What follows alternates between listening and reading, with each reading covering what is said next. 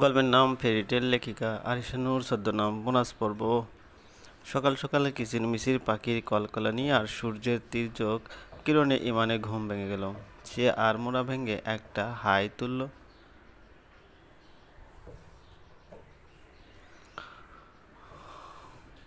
পিটপিটিয়ে চোখ খুলল। অনেকদিন পর বেশ গাঢ় একটা ঘুম হলো তার। বেশ সতেজ লাগছে। সেই সাথে পাখির কিচিরমিচির আওয়াজ মন ভালো করে দিচ্ছে। সে উঠতে গিয়ে টের পেল তার মাথার কাছে কারো হাত। সে মাথা উঁচিয়ে তাকিয়ে দেখল মীরা গভীর ঘুমে আচ্ছন্ন, কিন্তু তার একটা হাত ইমানের মাথায়। রাতে কি মীরা তার মাথায় হাত বুলিয়ে দিয়েছিল? আনমনে হেসে উঠল সে। কিন্তু সারাটা রাত এই পিচ্চির মেয়ে গায়ে হেলান দিয়ে ঘুমাচ্ছিল সে। মীরা তো অসুস্থ, তার ভার কীভাবে নিল? একবার ডাক দিলেই পারত। ইমান ইমান তো আর ঘুমাতে সেবা প্রদান করলো। এবার সে বুঝলো কেন তার ঘুম এত শান্তিময় হয়েছিল। ঘুমন্ত মীরার ঘুমন্ত মীরার সে উঠে এক গ্লাস পানি খেয়ে গলা ভিজালো। বাংলাদেশের ওয়েদার খুব রুক্ষ। এত গরম লাগে, ফ্যানেও গরম ভাব যায় না। এসি দরকার সবসময়ের জন্য। সে পানির গ্লাস টেবিলে রাখতে মীরা জেগে যায়। ইমানকে দেখে সে উঠে বসে বলে, গুড মর্নিং। ইমান মুখে হাসি রেখে ফুটিয়ে বলে, আজকের সকালটা সত্যি গুড। আজকের সকালটা আসলেই গুড। মীরা হালকা হেসে বলে, আপনাকে মেয়ে পটানোর কোর্সে ফার্স্ট ক্লাস দেওয়া উচিত।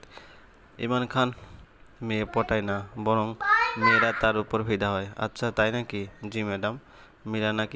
মীরা নাক ফুলিয়ে বলে, বিদেশি শর্ট ড্রেস পরা সুন্দরী ললনাগুলোর সঙ্গে মাখো মাখো ভাব আপনার, তাই না? ইমান টিটকারি করে বলে, তোমার জলে কেন নাকি? হ্যাঁ, আমার অনেক জলে। জলে জলে একদম ছাই হয়ে যাচ্ছে। এত হিংসা ভালো না।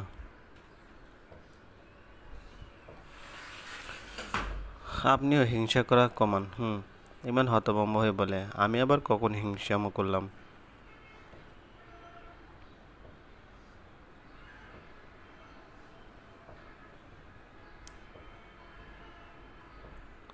মীরা নিজের চুল হাতে দিয়ে তা আঙ্গুলের ফাঁকে এনে চুল আঁচড়ানোর ভঙ্গি করে বলে, রাকিব আমার সঙ্গে কথা বললে আপনি মনে মনে জ্বলে কয়লা হন। ইমান চমকে গিয়ে তার দিকে চকিত তাকায়। তার ফেস এক্সপ্রেশন এমন যে মাত্র জুতা চুরি করতে গিয়ে জনগণের কাছে ধরা পড়েছে। এরপর সে পরিস্থিতি সামাল দেওয়ার জন্য কিংবা প্রসঙ্গ পাল্টানোর জন্য বলে ওঠে, ডাক্তার মনে হয় রাউন্ড এসেছে, উনি চেক আপ করুক একবার, এরপর রিলিজ দিলেই বাসায় যাব। আমি ডাক্তার সাহেবকে ডেকে আনছি।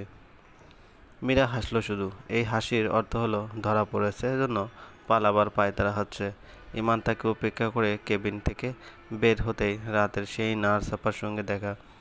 তাকে দেখা মাত্রই নার্স আপা এমন ভঙ্গিমা করে হাসল যে সে পুনরায় বিব্রত বোধ করে। নার্স বলে ওঠে, স্যার, রাত কেমন কাটলো আপনাদের? কোনো অসুবিধা হয়নি তো? ভাবি এখন কেমন আছেন? তার প্রশ্ন শুনে ইমান ভড়কে ওঠে। নার্স এমনভাবে প্রশ্ন করছে যেন সে হাসপাতাল থেকে না, বরং বাসুরঘর বের হলো। কি একটা অবস্থা! 10টার দিকে তারা দুইজন নাস্তা সারলো। এরপর মীরার বড় আব্বু আজমল সাহেব এবং মীরার বাবা তালুকদার সাহেব হাসপাতালে আসলেন। ইমান তখন তাদের রেখে পাশ কাটিয়ে হাসপাতালের বাইরে প্রস্থান করেন। এই প্রথম মীরার মনে হলো ইমান কিছু একটা ইগনোর করে। তখন তার চেহারার রক্তিম ভাব ফুটে ওঠে। কিন্তু কী বা কাকে সে ইগনোর করছে? মীরাকে নিয়ে তার বাবা বাসায় রওনা দেয়। বড় আব্বু ইমানকে নিয়ে রিকশায় ফেরে। অথচ তাদের প্রাইভেট কারে ইজিলি 4 জন বসা যায়। সে বাসা ফিরতে মা আর ইরা তাকে জড়িয়ে ধরল। মা খিচুড়ি রান্না করে খাওয়ালো।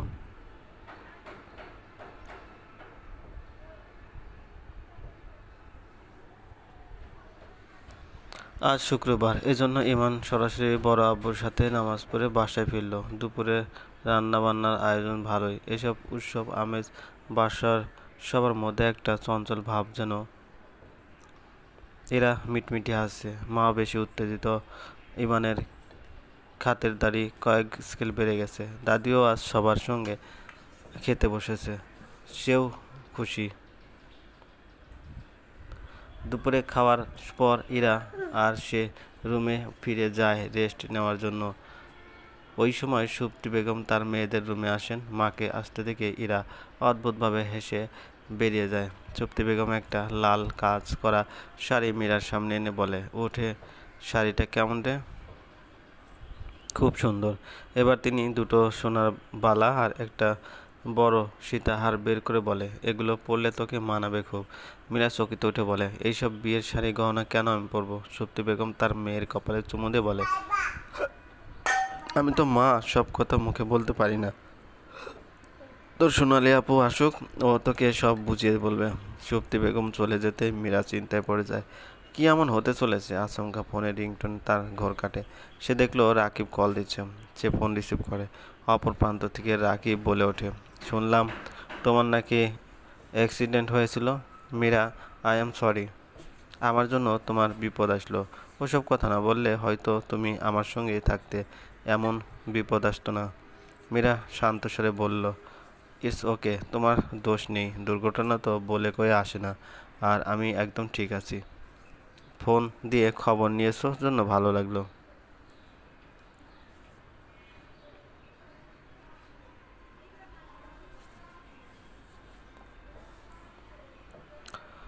মীরা, আমি তোমাকে কিভাবে বোঝাবো?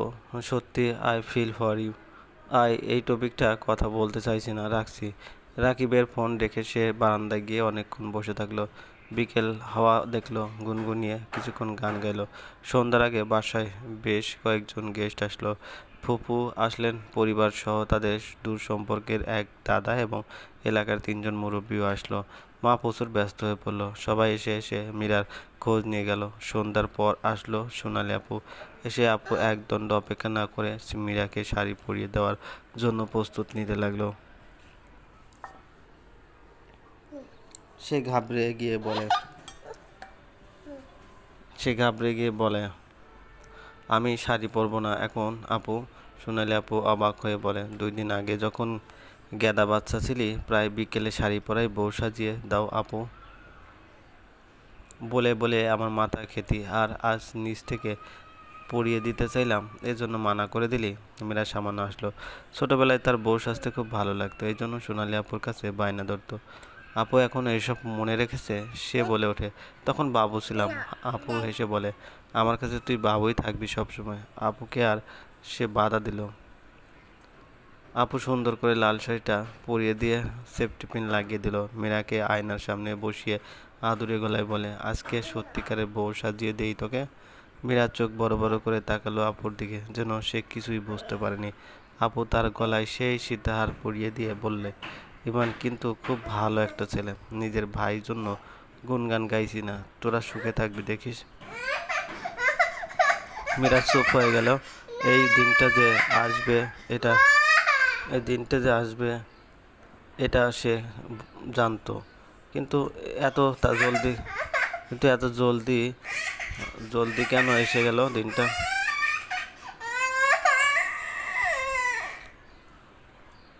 রাজি তো হয়েছিল সেই দিন, যেদিন আব্বু, ছোট চাচা আর দাদি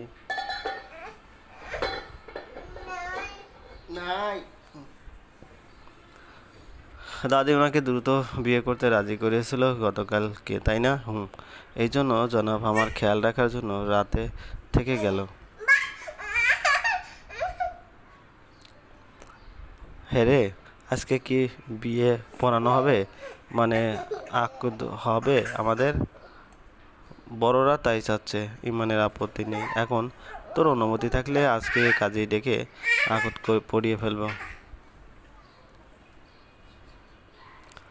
মীরা ম্লান হেসে বলে, বউ সাজানোর পর বিয়ে করবো কিনা জিজ্ঞেস করছো? সোনালি আপু পাল্টা প্রশ্ন করে, আগে জিজ্ঞেস করলে মানা করতে? মীরা দম করে শ্বাস ছেড়ে বলে, জানি না, কিন্তু আমি প্রস্তুত নই।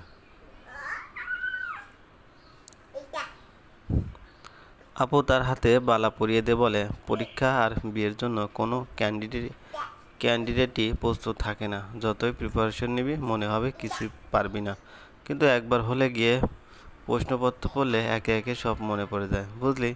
একবার কবুল বলে দেখ, সংসার জীবন স্বামীর জন্য মায়া পড়ে যাবে। আমি তো 4 বছর প্রেম করেও কবুল বলার টাইমে সেই নার্ভাস হলাম। এখন কিন্তু ঠিকই তোর দুলাভাইয়ের জন্য মন কেমন কেমন করে সবসময়ই। মীরা ডাগর চোখ মেলে তাকে বলে, তোমার যোগ্য পদ্মের মতো ভাইয়ের জন্য আমি হলাম গবর। আপু বলে, তুই ওর যোগ্য না হলে এই দুনিয়ায় ওর জন্য আর কোন মেয়েই যোগ্য নয়। ওর সাথে কথা বলতে চাই, এরপর সিদ্ধান্ত নিব। সোনালি আপু বলে, বেশ, তবে তাই হবে।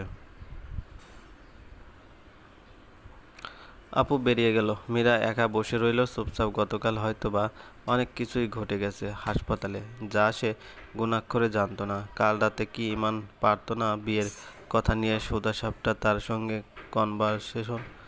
কনভারসেশন ক্লিয়ার করতে? কিন্তু না, উনি সব ধোঁয়াশায় রাখলো, ফাজলামি করলো, আর আসল কথা না বলেই পগার পার।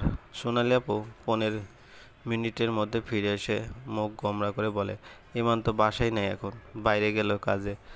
পরে কথা বলিস? মীরা ভারাক্রান্ত গলায় বলে, আমি অনেক কনফিউজড, কি করব জানি না। আপু তার পাশে বসে বলে, এমন কনফিউশনে পড়লে ফ্যামিলির কথা শুনবি সবসময়, ওনারা যা করতে বলবে করবি। যদি সফল না হোস তাদের উপর দোষ চাপাবি, এতে তারা ঠিকই তোর সমস্যার সমাধান করে দেবে। সলিউশন না দিতে পারলেও পাশে অন্তত পাবে। মীরার কপালে চিন্তার ভাঁজ পড়ে যায়। ফ্যামিলির কথা শুনলে আজকে তার বিবাহ সম্পূর্ণ হয়ে যাবে, ভাবতেই তার সারা শরীর কেঁপে ওঠে। চলবে, গল্পটি ভালো লাগলে অবশ্যই লাইক করবেন, কমেন্ট করে জানিয়ে দেবেন। চ্যানেলে যদি নতুন হয়ে থাকেন অবশ্যই সাবস্ক্রাইব করে পাশে থাকা বেল আইকনটি প্রেস করে রাখুন, যাতে নতুন নতুন ভিডিও আপলোড করার সাথে সাথে আপনার নোটিফিকেশন চলে যায়।